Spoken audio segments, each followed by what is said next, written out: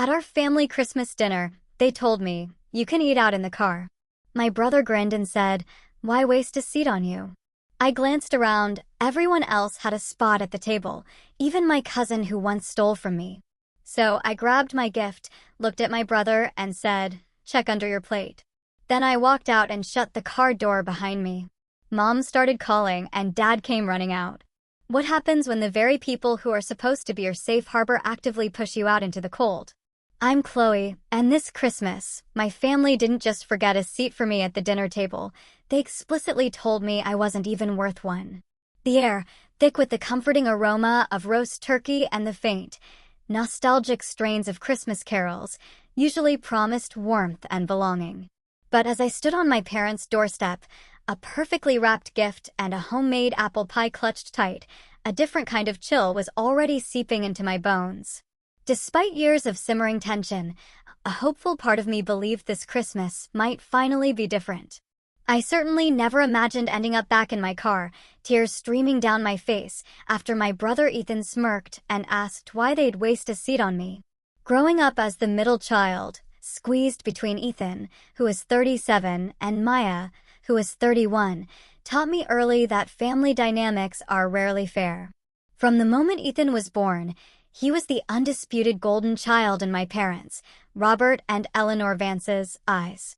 They had this invisible hierarchy of affection, Ethan at the very top, Maya as the adorable baby, and me, well, I was just somewhere in the invisible, forgotten middle. My earliest memory of Ethan's cruelty? First grade. I'd poured weeks into an art project for the school fair, a detailed diorama of our neighborhood, complete with tiny houses and paper trees. The night before the fair, I found it utterly, savagely destroyed, torn apart and scattered across my bedroom floor. When my parents rushed in, Ethan was already there, shaking his head with feigned sadness. Chloe got mad because her project wasn't good enough. He'd lied smoothly. I tried to help her fix it, but she pushed me away. Despite my tearful, desperate denials, my parents believed him. They always did. That night, I cried myself to sleep while my father helped Ethan build his own project in the garage. The next day, Ethan won first place with a project my father had mostly created, and I showed up empty-handed. This infuriating pattern was the soundtrack to my entire childhood. When I made honor roll in middle school, Ethan told our parents I cheated on tests. When I was invited to senior prom by the boy I'd liked for years, Ethan casually mentioned to him that I'd been talking about another boy. My date canceled 3 days before prom.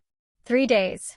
College should have been my escape, but family holidays and summer breaks meant returning to the same suffocating, toxic environment.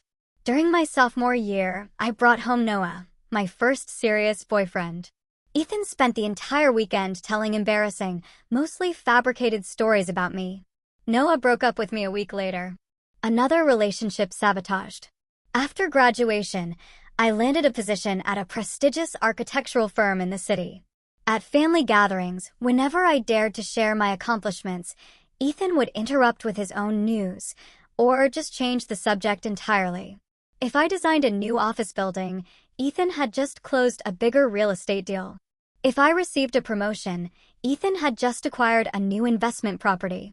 It was exhausting. My relationship with my cousin, Sophia, added another raw layer of pain. We had once been inseparable, almost like sisters, until Grandmother Beatrice passed away 5 years ago.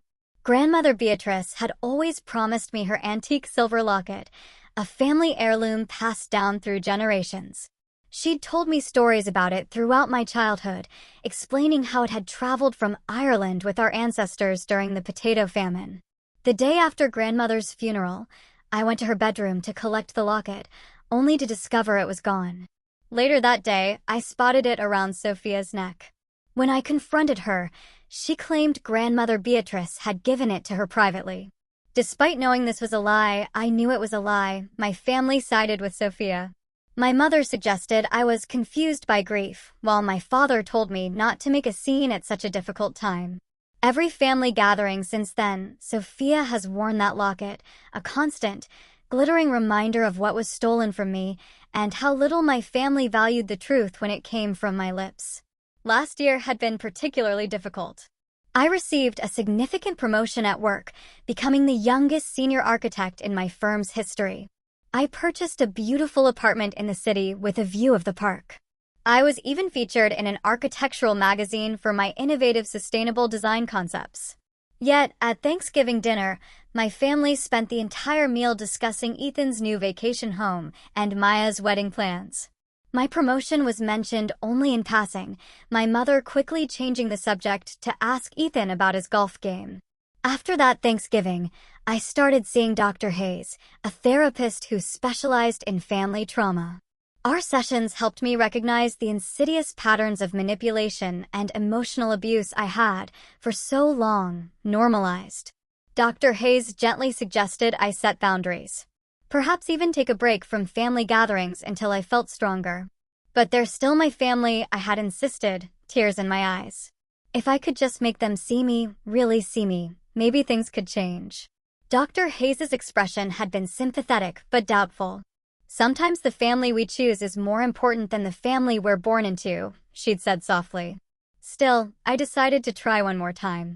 For Christmas, I spent weeks preparing the perfect gifts. For my mother, a handcrafted scarf in her favorite shade of blue. For my father, a first edition of his favorite mystery novel. For Maya, a custom photo album of her wedding preparations. And for Ethan, something special. Something that had taken careful, agonizing planning. Under the elegant wrapping paper was a bound collection of evidence I had gathered over years. Emails he had sent undermining me to family members. Screenshots of messages where he admitted to lying about me. A recording from last Christmas where he mockingly described how easy it was to turn our parents against me. And finally, a note explaining that this would be my last attempt to show them who he really was. I had debated for weeks whether to bring this gift.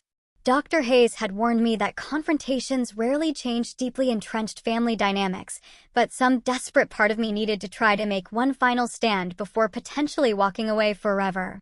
So on Christmas morning, I packed my car with carefully wrapped presents, a homemade apple pie using grandmother Beatrice's recipe, and hoped, foolishly perhaps, that this year would be different.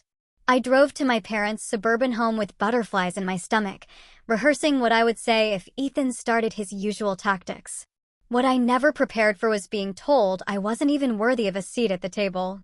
I arrived at my parents' colonial home at exactly 3 p.m., the designated time for Christmas dinner. The house looked like something from a holiday magazine cover, twinkling white lights, a wreath adorned with red berries, two perfectly symmetrical Christmas trees flanking the entrance. Before ringing the doorbell, I took a moment to check my appearance in my car mirror. I had spent extra time getting ready, wearing a forest green dress that complemented my auburn hair, styled in loose waves. My makeup was subtle but polished. I looked good, confident, professional. The version of myself I wanted my family to finally see and respect. The door swung open to reveal my mother, elegant as always in a red cashmere sweater and pearl earrings. "Chloe," she said, her smile not quite reaching her eyes. "You're right on time." The observation felt more like an accusation than a compliment. I stepped inside, arms laden with gifts and my pie. My mother accepted the dessert with a cursory, "Thank you," before disappearing into the kitchen without offering to help with the presents or take my coat. In the living room, a very different scene was unfolding. My father was enthusiastically embracing Maya and her husband Daniel, laughing at something Daniel had said. "That's my son-in-law," he exclaimed, clapping Daniel on the back. Across the room, Ethan was holding court with our aunts and uncles, gesturing animatedly as they listened with rapt attention. His wife, Brooke, stood beside him, her hand resting possessively on his arm, her diamond bracelet catching the light from the chandelier. "Chloe's here," my mother announced flatly as she returned from the kitchen. A few heads turned my way, offering perfunctory smiles and distracted waves before returning to their conversations. Only Maya broke away to give me a brief hug. "Nice dress," she said before lowering her voice.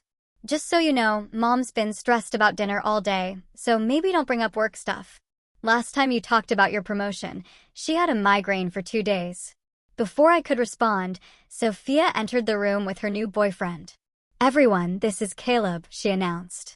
The family swarmed around them, asking questions and offering drinks. Around Sophia's neck, catching the light from the Christmas tree, hung Grandmother Beatrice's silver locket. I placed my gifts under the tree and moved toward a group of relatives, attempting to join their conversation about recent travel. My Aunt Linda was describing her cruise to Alaska when I approached. "It sounds amazing," I said during a pause. "I've been researching sustainable tourism options for my next vacation." My aunt glanced at me, nodded vaguely, then turned slightly, subtly excluding me from the circle. Anyway, as I was saying about the glaciers. This pattern repeated throughout the pre-dinner mingling. Conversations stopped when I approached. Family members excused themselves to refresh their drinks. Questions about my life were superficial and brief, immediately redirected to more interesting topics. When it was time for family photos, my mother organized everyone in front of the fireplace. "Ethan and Brooke in the center," she directed. "Maya and Daniel on the left. Sophia and Caleb on the right." She positioned aunts, uncles, and cousins around them, then stepped back to assess the arrangement. "Mom," I said quietly, "where should I stand?" She blinked, as if just remembering I was there. "Oh, Chloe, could you actually take the photo? You're so good with that sort of thing." I swallowed the lump in my throat and took the camera, capturing multiple shots of my smiling family while I remained invisible behind the lens. Later, as I helped arrange appetizers on the dining room sideboard, Ethan approached. He looked me up and down with that familiar smirk. "Green is certainly a bold choice for your complexion," he said, just loudly enough for nearby relatives to hear. "But I guess architecture firms don't exactly prioritize fashion sense, do they?" I forced a smile. "How's the real estate market, Ethan? I heard interest rates have made things challenging." His eyes narrowed slightly. "For amateurs, maybe. My portfolio's never been stronger." He leaned closer, his voice dropping, almost a whisper. "How's your therapy going? Mom mentioned you've been getting help for your issues." Heat rushed to my face. My therapy sessions were private. I had only told my mother in confidence during a rare moment when she had seemed genuinely concerned about me. "I'm doing very well, thank you," I replied stiffly, arranging stuffed mushrooms on a platter with more force than necessary. Ethan chuckled, satisfied at having provoked a reaction. "Good to hear. We're all very concerned about your stability." He patted my shoulder condescendingly before rejoining his wife. Across the room, I spotted Sophia touching the locket as she laughed at something Caleb said. Our eyes met briefly, and I thought I detected a flicker of guilt before she deliberately turned away. As the afternoon wore on, I began noticing something odd about the dining room setup. My mother was a stickler for tradition, always using her best china, crystal glasses, and silver plate settings for holiday meals. The table was already set beautifully with the Christmas china, matching napkins folded into perfect swans and name cards at each place. I casually walked around the table, counting places and looking for my name. 10 settings. 10 chairs. 12 people, including me. My name card was nowhere to be found. "Mom," I asked, finding her in the kitchen basting the turkey. "I don't see my place card at the table." She kept her eyes on the oven. "Don't worry about that now, Chloe. Why don't you make yourself useful and refill the ice bucket?" An uneasy feeling settled in my stomach as I did as she asked. When I returned with the ice, I overheard my mother whispering to my aunt in the hallway. "I don't know why she's making such a fuss," my mother was saying. "It's not like she ever enjoys these gatherings anyway, always sitting there with that look on her face." "But Eleanor," my aunt replied, "surely there's room to squeeze in one more chair?" My mother sighed dramatically. "Robert's back has been bothering him. He needs space at the table. And Ethan specifically asked that we keep things intimate this year. You know how he feels about Chloe's attitude." They fell silent as they noticed me standing there, ice bucket in hand. My aunt at least had the grace to look embarrassed, while my mother simply took the ice and walked away. I retreated to the bathroom, locking the door behind me. Staring at my reflection, I wondered how I could have been so naive. I had come hoping for acceptance, for a place in my family, when they had already decided I didn't deserve one. Literally. Taking a deep breath, I splashed cold water on my face and reapplied my lipstick. I had two choices: leave now and preserve what little dignity I had left, or stay and see this through to whatever humiliating conclusion awaited me. I thought about Ethan's gift sitting innocently under the tree. I thought about years of exclusion and gaslighting. I thought about Dr. Hayes's words about chosen family. Then I straightened my shoulders, unlocked the bathroom door, and headed back to the living room. I would see this through. One way or another, this Christmas would be different. Dinner is served. My mother's voice rang out from the dining room at precisely 5 p.m. Family members began migrating toward the delicious aromas, drinks in hand, conversations continuing without pause. The dining room was a vision of holiday perfection. The mahogany table gleamed under the soft light of the chandelier, which had been adorned with sprigs of holly. A red and green runner stretched down the center, decorated with pine cones, cinnamon sticks, and miniature gold ornaments. Tall red candles in silver holders provided a warm, flickering glow that reflected off the crystal glasses at each place setting. The Christmas china, which my mother only used once a year, featured hand-painted holly borders around cream-colored plates. Each napkin was folded into the shape of a Christmas tree with small silver star napkin rings at the top. Place cards, written in my mother's elegant calligraphy, marked each person's assigned seat. The centerpiece was a lush arrangement of red roses, white lilies, and pine branches, professionally designed and delivered that morning. Everything was meticulously arranged, each detail considered and perfect. Everyone began finding their seats, exclaiming over the beauty of the table. My father took his place at the head with my mother at the foot. Ethan and Brooke were seated at my father's right hand, the position of honor, of course. Maya and Daniel sat at my mother's right. Sophia and Caleb were placed across from Ethan and Brooke, while my aunt and uncle completed the arrangement. I stood awkwardly at the threshold of the dining room, waiting for someone to notice the obvious problem. No one did, or rather, no one chose to acknowledge it. Finally, as everyone settled into their chairs, my Aunt Linda glanced up at me, still standing in the doorway. A look of discomfort crossed her face before she quickly looked away, suddenly very interested in straightening her napkin. "Mom," I said, my voice sounding strangely calm despite the hammering of my heart. "Where should I sit?" A hush fell over the table. My mother paused in the act of serving the mashed potatoes, her expression momentarily frozen before shifting into a practiced smile. "Oh, Chloe," she said lightly, as if addressing a minor inconvenience rather than a profound exclusion. "The table's quite full with everyone here. I thought you could eat in the car. It's just for today." The words hung in the air like ice crystals, sharp and cold. I felt as if I'd been slapped. Around the table, gazes dropped to plates. Wine glasses suddenly became fascinating objects of study. Then Ethan, emboldened by the silence, looked directly at me with that familiar smirk of superiority. "Why would we waste a seat on you?" he asked, his tone casual, but his eyes gleaming with malice. The room seemed to tilt slightly. I gripped the door frame to steady myself, looking around at each face, searching for someone, anyone who would speak up for me. My father stared intently at his plate, methodically cutting a piece of turkey without looking up. Maya bit her lip, her eyes darting between me and Ethan, but she remained silent. Brooke, Ethan's wife, had the decency to look uncomfortable, but she placed her hand over his on the table in a gesture of solidarity. Sophia touched Grandmother Beatrice's locket at her throat, then quickly dropped her hand when she noticed me watching. Caleb, clearly confused by the tension, looked to Sophia for explanation, but she simply shook her head slightly. My aunt and uncle exchanged glances, but said nothing. My mother continued serving food as if nothing unusual had happened, as if suggesting her daughter eat Christmas dinner alone in a cold car was perfectly normal. I looked around the table once more, taking in every detail. Everyone had a place. Everyone except me. Even Sophia, who had stolen something precious from me and never faced consequences, sat comfortably among family, accepted and included. My face burned with humiliation. My stomach felt hollow. I could feel tears threatening, but I refused to give Ethan the satisfaction of seeing me cry.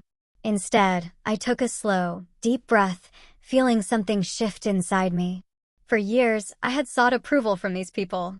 I had made excuses for their behavior, blamed myself for not being lovable enough, tried harder and harder to earn a place in their hearts. And here was the literal manifestation of my position in the family all along. There was no room for me at their table. There never had been. I glanced toward the Christmas tree in the living room where my carefully wrapped packages sat.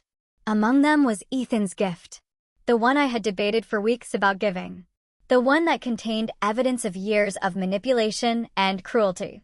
In that moment, standing excluded in the doorway of my childhood home while my family prepared to enjoy Christmas dinner without me, something crystallized in my mind. This wasn't a momentary lapse in judgment or an oversight. This was the culmination of a lifetime of being treated as less than, as unwanted, as the family member they tolerated rather than loved. And for the first time, I didn't feel the crushing weight of rejection. Instead, I felt something else entirely. Clarity. I remembered placing Ethan's gift at a spot before dinner, slipping the small envelope under his plate while helping set the table. No one had noticed. No one ever noticed what I did unless it was to criticize. I looked back at the table, at my brother's smug expression, at my mother's deliberate avoidance, at my father's cowardice, at Sophia wearing my grandmother's locket, at the empty space where I should have been sitting. And I made a decision that would change everything. Standing in that doorway, excluded from my own family Christmas dinner, I felt a strange calm descend over me. It was as if I was watching the scene from outside my body, seeing with perfect clarity what had been true all along. This wasn't new behavior. This was simply the most honest version of what had been happening my entire life. Memories flashed through my mind in rapid succession. Age 7, waiting alone after ballet practice because my parents forgot to pick me up, too busy attending Ethan's baseball game. Age 12, eating lunch alone in the school bathroom after Ethan told everyone I had lice. Age 16, not being allowed to go to homecoming because Ethan said he'd seen me smoking behind the gym, a complete fabrication. My college graduation, where my parents left early because Ethan claimed to have food poisoning. Job promotions met with indifference. Holidays where my gifts were opened last and with minimal enthusiasm. The pattern was undeniable. I had spent decades making excuses for their behavior, telling myself that if I just achieved more, spoke more eloquently, dressed more appropriately, somehow I would finally earn their love and respect. But standing there, watching them begin to eat as if my exclusion was the most natural thing in the world, I finally understood nothing I could ever do would be enough. Because the problem had never been me. A curious warmth spread through my chest, replacing the cold ache of rejection. It wasn't happiness exactly. It was something more powerful. Liberation. The freedom that comes with finally acknowledging a painful truth instead of running from it. Dr. Hayes' words from our last session echoed in my mind. Chloe, you keep trying to win a game that's rigged against you. The only winning move might be not to play. Under Ethan's plate sat the envelope I had carefully placed there earlier. Inside was evidence I had collected over years of his manipulation. Screenshots of text messages where he bragged to friends about turning our parents against me. Emails he had sent to family members planting seeds of doubt about my character and stability. A recording from last Thanksgiving where he admitted to deliberately sabotaging my relationships. A copy of grandmother Beatrice's will, specifically leaving her locket to me, which the family had never seen because Ethan had intercepted it. I had gathered these pieces meticulously, initially planning to confront the entire family, to force them to see the truth about their golden boy. I had imagined tears, apologies, a dramatic reconciliation, the fantasy of finally being embraced as an equal member of the family. But now, looking at them all, comfortable in their exclusion of me, I realized that fantasy had always been just that. Even with irrefutable evidence, they would find a way to excuse Ethan, to blame me, to maintain the family mythology they had invested in for decades. I considered my options. I could create a scene, dumping the evidence on the table and demanding acknowledgement. I could break down in tears, appealing to whatever shreds of empathy they might possess. I could grab Ethan's plate and throw it against the wall. Decades of repressed anger finally finding release. But each of those scenarios gave them power over me. Each made me the unstable one, the problem to be managed. Each would reinforce the narrative Ethan had so carefully constructed. Or I could choose a different path. I could recognize that I deserved better than fighting for scraps of affection from people who had demonstrated, time and again, that they were incapable of giving it freely. I could acknowledge that family isn't just about blood relations, but about mutual respect and care. I could choose myself. In that moment, I made my decision. I would not beg for a seat at a table where I wasn't wanted. I would not expose Ethan's manipulations to people who had actively participated in my exclusion. I would not give them the satisfaction of seeing me break. Instead, I would leave them with something that would speak louder than any emotional outburst. I would leave them with the truth, and the knowledge that I was done playing by their rules. The family continued eating, conversation gradually resuming as they collectively decided to ignore the uncomfortable scene. Ethan was telling some story about a difficult client, gesturing with his fork, reveling in being the center of attention as always. I took a deep breath and stepped forward, no longer waiting in the doorway, but entering the room with purpose. My movement caught their attention. Conversations faltered as all eyes turned toward me. I walked directly to the Christmas tree and picked up my gift for Ethan.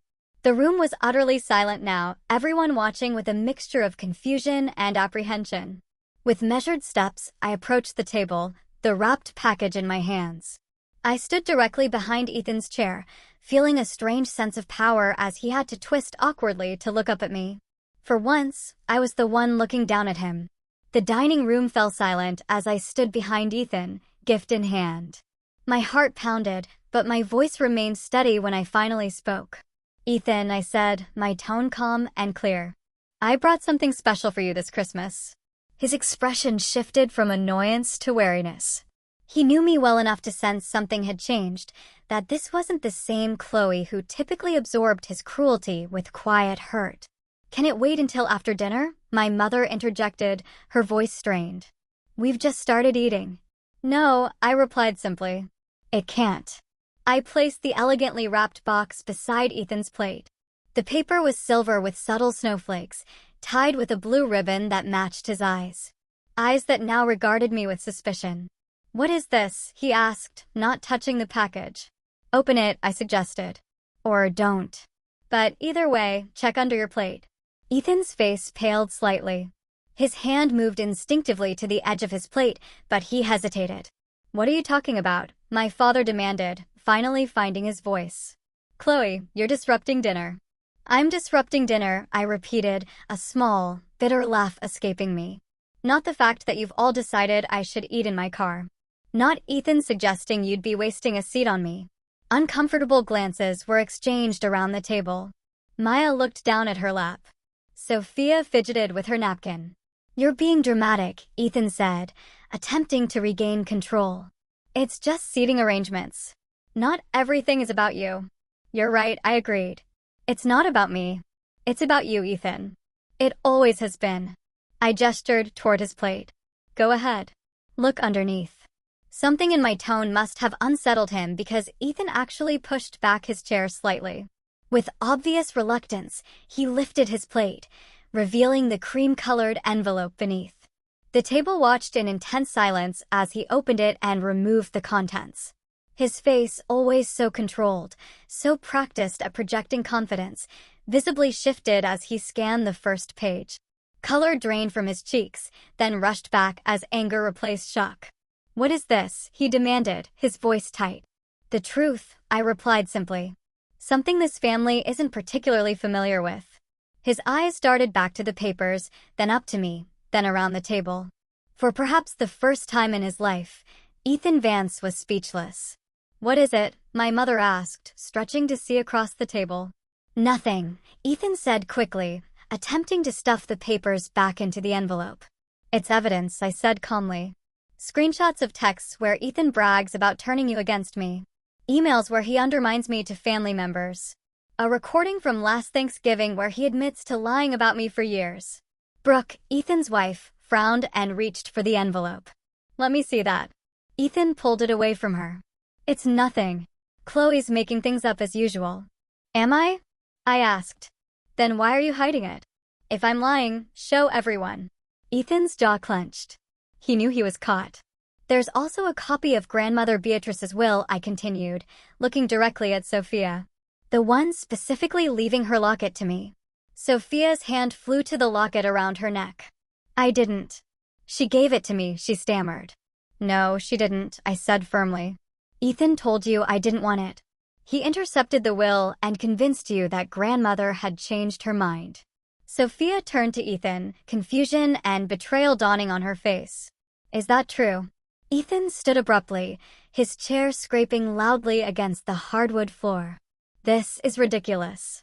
I'm not going to sit here and listen to these accusations. Then don't, I replied. But everyone should know that I've made copies of everything in that envelope. I'm done protecting this family's illusions about their golden boy. My father finally found his voice. Chloe, that's enough. This is Christmas dinner, for God's sake. Yes, it is, I agreed. A dinner I wasn't welcome at. A family I've never truly been welcome in. I turned my attention back to Ethan, who was now gripping the envelope so tightly his knuckles had turned white. Check under your plate again, I instructed. With visible reluctance, he lifted his plate once more to reveal a small handwritten note I had placed beneath the envelope. Read it, I said. Ethan's eyes scanned the note, his expression hardening. When he didn't speak, I recited the words I had written hours earlier. This is the last time I will try to make you see me. The last time I will fight for a place in this family. I release you from the burden of pretending to care about me, and I release myself from the burden of seeking your approval. The silence that followed was profound. Around the table, expressions ranged from shock to discomfort to the beginning glimmers of understanding. I took a step back, surveying the scene one last time. The perfect table setting. The family gathered without me. The physical manifestation of what had always been emotionally true. Merry Christmas, I said quietly. Enjoy your dinner. With that, I turned and walked steadily through the living room, retrieving my coat and purse. No one followed me. No one called my name. As I opened the front door, I heard raised voices from the dining room. The beginning of what would undoubtedly be a complicated conversation. But it wouldn't be my conversation. Not anymore. The winter air was crisp against my face as I walked to my car.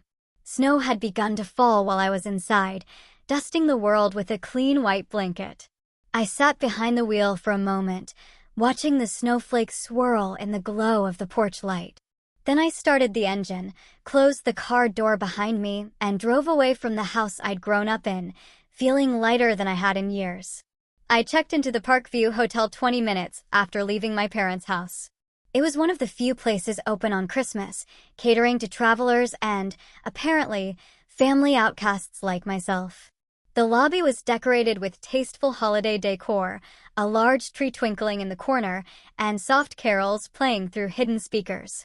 Just you tonight, asked the receptionist, a woman about my age with a kind smile and a name tag reading Jessica. Yes, I replied, suddenly aware of how this must look, checking into a hotel alone on Christmas evening, still wearing a party dress, no luggage except my purse. I had a change of plans. Jessica's expression was professionally neutral, but her eyes held understanding. I've put you in a room with a view of the park. The restaurant is serving a special Christmas dinner until 9 o'clock if you're interested. I thanked her and took the key card, grateful for her discretion. In my room, I kicked off my heels and sat on the edge of the bed, the events of the evening replaying in my mind. The hurt was still there, a dull ache behind my ribs, but it was accompanied by something unexpected, relief. My phone began buzzing almost immediately. The first text was from Maya. What was in that envelope? Ethan is freaking out. Are you okay? I didn't respond. My mother called next. When I didn't answer, she left a voicemail. Chloe, this behavior is completely unacceptable. You've ruined Christmas dinner and upset everyone. Call me back immediately so we can discuss how you're going to apologize to Ethan. I deleted the message. My father texted, your mother is very upset. Please call. I turned my phone off. After a shower, I changed into the hotel bathrobe and ordered room service. The Christmas dinner special arrived on a covered tray. Turkey with cranberry sauce, mashed potatoes, green beans, and a slice of pumpkin pie. I ate by the window, watching snow fall on the park below, Christmas lights reflecting off the white ground in bursts of color.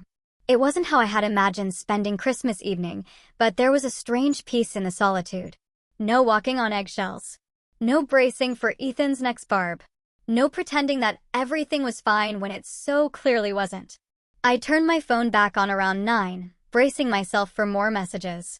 There were several missed calls from my parents and a dozen texts from various family members, but one message caught my eye.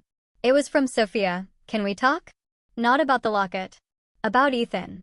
I hesitated, then replied, tomorrow. Coffee at Marcus Cafe, 10 a.m.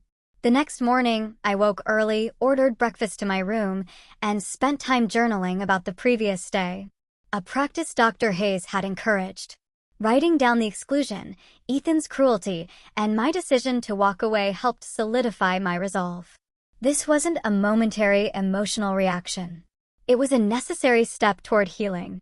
Sophia was already at Marcus Cafe when I arrived, fidgeting with a napkin, Grandmother Beatrice's locket conspicuously absent from her neck.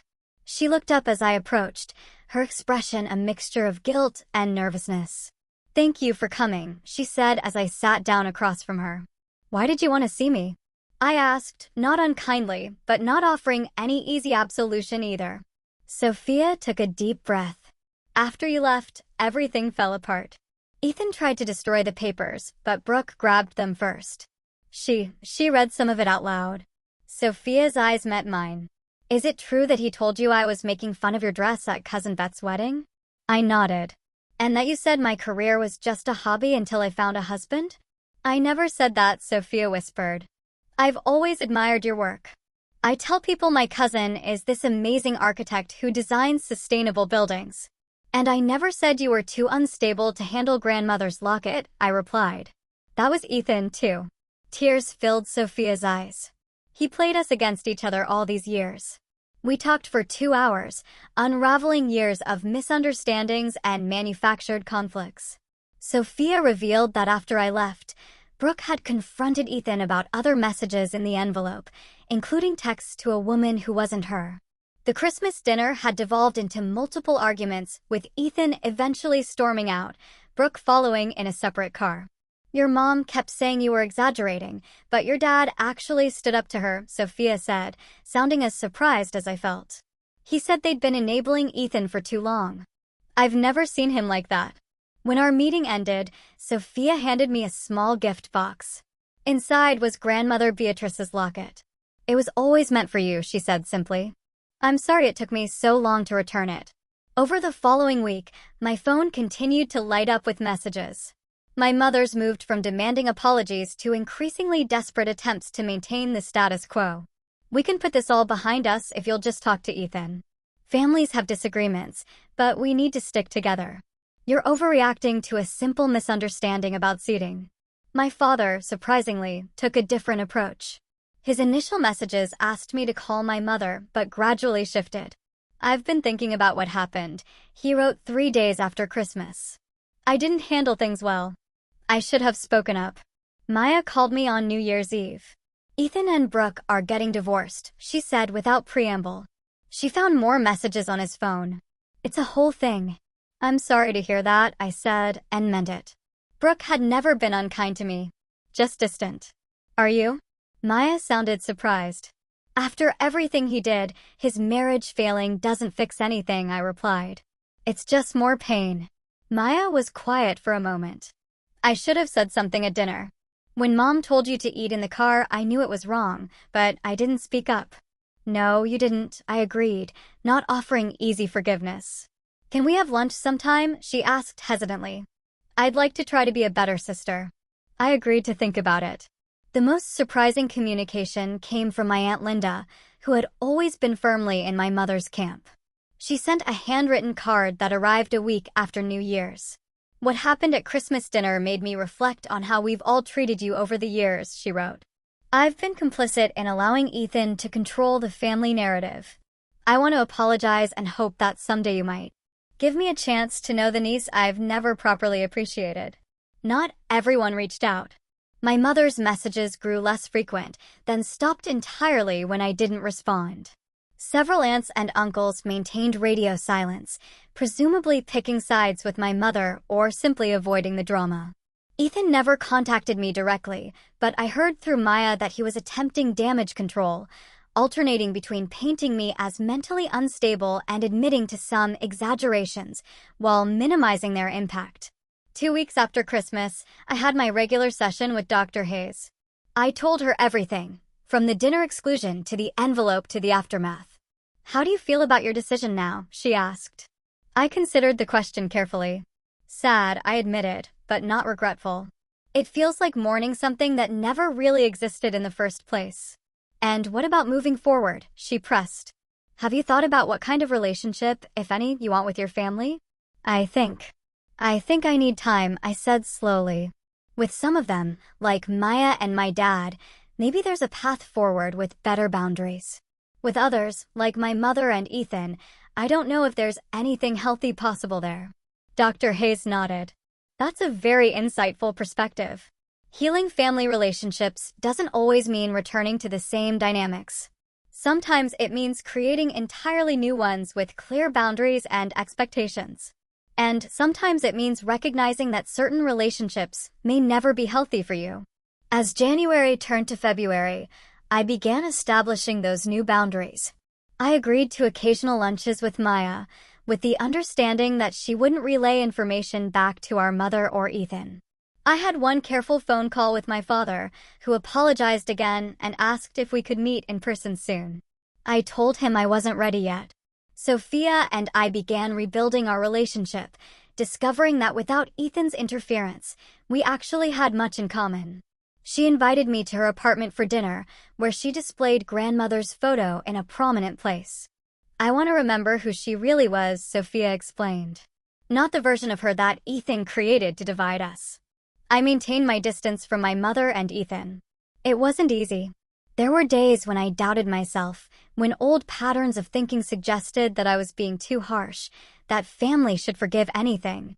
On those days, I reread my journal entry from Christmas night, reminding myself of exactly what had happened and how it had made me feel. By the time spring arrived, bringing cherry blossoms to the park outside my apartment window, I had created a new kind of family structure. One built on mutual respect rather than obligation. One where my voice mattered. One where a seat at the table wasn't conditional on accepting mistreatment. It wasn't perfect. There were still difficult conversations, still moments of grief for what might have been. But for the first time in my life, I was relating to my family as an adult with boundaries, not a child desperately seeking approval. And that made all the difference. 6 months after that fateful Christmas dinner, I stood in my newly redecorated apartment, surveying the changes with satisfaction. Gone were the muted, safe colors I had chosen to avoid criticism during family visits. Now the walls were painted a bold teal. Artwork I loved hung in carefully selected spots, and plants thrived on every surface. This space finally reflected who I was, not who I thought my family wanted me to be. My phone chimed with a text from Jessica, a colleague who had become a close friend after learning about my family situation. "Still on for dinner tonight?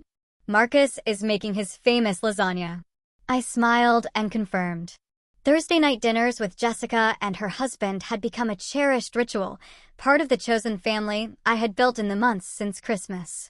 The transformation in my life extended far beyond home decor. At work, I had taken on a leadership role in a major sustainable housing project, voicing my ideas confidently in meetings rather than holding back for fear of sounding too proud, as my mother might say. My boss had commented on the change, noting that my quiet brilliance was finally getting the recognition it deserved. In my personal life, I had started dating again, this time with a clearer understanding of healthy relationship dynamics. David, an environmental engineer I had met through work, appreciated my directness and respected my boundaries. Our relationship was still new, but built on a foundation of mutual respect I had never experienced before. My weekly sessions with Dr. Hayes continued, though we had recently discussed transitioning to bi-weekly appointments as I developed stronger internal resources. Through therapy, I had learned to recognize and counter the critical inner voice that sounded suspiciously like Ethan, to set and maintain boundaries without guilt, and to value myself even when others didn't. "You've done remarkable work," Dr. Hayes had told me during our last session, particularly in distinguishing between forgiveness and reconciliation. That distinction had been crucial to my healing process. I had come to understand that forgiving my family, in the sense of releasing my anger and resentment for my own well-being, didn't necessarily mean returning to the same toxic patterns. I could wish them well without subjecting myself to further harm. The family landscape had shifted dramatically in those 6 months. Ethan and Brooke's divorce had been finalized, and he had moved to Boston for a fresh start. According to Maya, without his constant manipulation, other family relationships had space to evolve. My father and I now met for lunch every other week. Our early conversations had been awkward, laden with unspoken history. But gradually, we established a new, more honest connection. During our third lunch, he had finally addressed the elephant in the room. "I failed you as a father," he said, his voice rough with emotion. "I let Ethan dictate how he treated you because it was easier than standing up to him or your mother. I told myself I was keeping the peace, but really I was just being a coward." I had reached across the table and squeezed his hand, my own eyes damp. "Thank you for saying that." We weren't completely healed. Perhaps never would be, but we were building something new on a foundation of truth rather than pretense. Maya and I had also grown closer, our relationship evolving into something more sisterly than it had ever been during our childhood. She had recently confided that she was in therapy herself, working through her role as the family baby and the way she had been simultaneously privileged and infantilized. I never realized how much the family dynamics affected me until everything blew up at Christmas, she admitted during a weekend hike. "I always thought I had it good, being the baby, but now I see how it limited me too." Sophia had become an unexpected ally. After returning grandmother's locket, she had made consistent efforts to rebuild our trust, never pushing, but always showing up. We had discovered a shared interest in genealogy and were working together to document our grandmother's stories before they were lost to time. My mother remained the most difficult relationship. After weeks of silence following Christmas, she had eventually reached out with a carefully worded non-apology. "I'm sorry if you felt hurt by the seating arrangements." When I didn't immediately accept this olive branch, she had cycled through guilt trips, anger, and finally a grudging acknowledgement that perhaps she had been a bit insensitive. We had spoken twice on the phone since then, brief, surface-level conversations that avoided any meaningful topics. I had declined 3 invitations to family gatherings, not yet ready to test those waters. My mother interpreted this as punishment rather than self-protection, but I was learning to let her misinterpretations be her problem, not mine. The approaching holiday season brought new considerations. 4th of July, Thanksgiving, and eventually Christmas would all require decisions about family involvement. But unlike the previous year, I now approached these decisions from a position of choice rather than obligation. For the first time, I was planning a 4th of July gathering at my apartment, inviting friends and selected family members who had demonstrated respect for my boundaries. My father would be there, as would Maya and Sophia. My mother had not been invited, a decision that prompted another round of texts about family loyalty, but I held firm. Perhaps the most profound change was internal. The constant anxiety, the need to prepare defenses for family encounters, the anticipatory dread before any interaction with Ethan, all had diminished significantly. In their place was a quiet confidence, a knowledge that I could trust myself to maintain appropriate boundaries. I wore grandmother Beatrice's locket now, not every day, but on occasions that felt significant. The silver oval contained a tiny photo of her in her youth, smiling with the same eyes I saw in the mirror. Sometimes I touched it and imagined her pride in seeing me finally stand up for myself.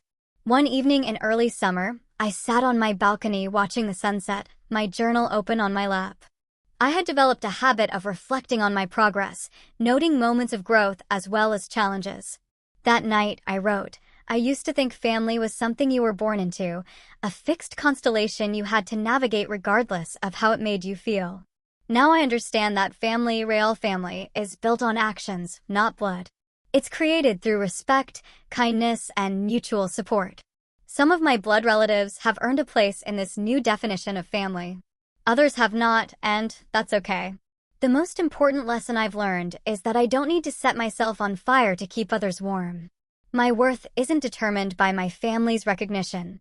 My place in the world isn't dependent on having a seat at their table. I can build my own table, surround it with people who truly see and value me, and that table will be far richer than any I was excluded from. I closed the journal, watching as the last rays of sunlight painted the sky in shades of pink and gold. The woman who had stood in her parents' doorway last Christmas, desperately seeking approval, felt like a different person now. I had walked away from that table, but in doing so, I had found my way back to myself. And that was the most important gift of all. Have you ever had to walk away from family to protect your mental health? What boundaries have you created in your relationships? Share your experiences in the comments below. And if this story resonated with you, please hit that like button, subscribe for more stories of personal growth, and share it with someone who might need to hear that it's okay to choose themselves sometimes. Thank you for listening to my journey. And remember, the most important table is the one where you feel valued just as you are.